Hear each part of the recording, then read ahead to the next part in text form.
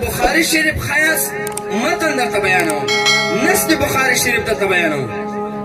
حضرت ام المؤمنین بی بی عائشہ صدیقہ رضی اللہ تعالی عنہا دا راویه دا روایت نقل کئی.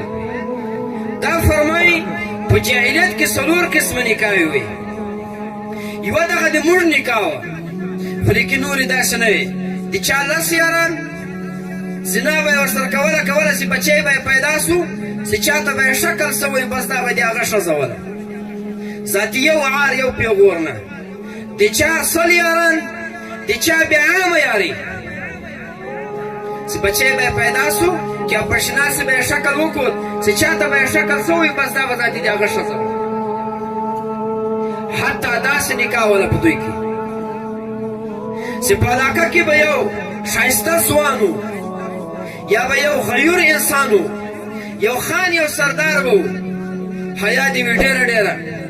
خپله ښځه به چې کله د حیض نه پاکه سوله، بیا به یې د خان دغه نواب ته ورولېږله، ورته ویل به ستا دې تا سره وي.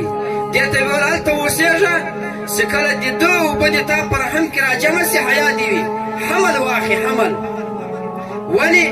چې د ما هم داسې بچی لکه دا خان صاحب، لکه دا ملک صاحب، لکه دا نواب صاحب. دا ولې کېدل؟ دا مدرسه نه وله. دا ولې کېدل؟ دا الهامي علوم نه ول، دا لدوني علوم نه ول، دا مسجد نه و، دا اسلام نه و. دغو خلکو دا کول څه وسول؟ الله په انسانانو باندې ورحمېدو. امام الانبیاء رالی، شفیع المذنبین رالی، خاتم النبیین رالی، سید ولد آدم رالی، شفیع معظم رالی، سیدنا محمد مصطفی احمد مجتبی صلی الله تعالی علیه و سلم.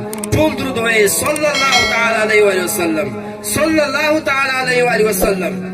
چې کله نبی اکرم صلی الله علیه وسلم رالی، مدرسه راله، خانقاه راله، روحاني علوم رالل، فر او مرشد رالل. خلق دوه قسمه سول. بعض داسې سول چې هغه رالو په مدرسه کې یې ځان داخل کو، په خانقاه کې یې ځان داخل کو، او د علي په لاس باندې یې بیعت وکړو. سرخیر د ټولو انبیاو. نو داسې سول چې د وخت د پیغمبر، د امام الانبیاء، د نبی اکرم صلی الله تعالی علیه و سلم په ساده پښتو کې د اخ خبره یې ومنله.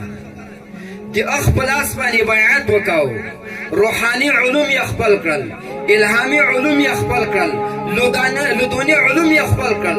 دا یوه ټولۍ سوه، یوه ډله سوه. بعض داسې خلک ول چې هغه بدبخته ول، هغه د مدرسې نه لاړل، هغه د خانقاه نه لاړل، هغه د جومات نه لاړل، هغه د روحاني علومو نه ولاړل. اوس زه د تاسې نه پوښتنه کوم چې په دغو دوو ټولیو کې اوس کوم قوم تاسې کامیابه بولئ؟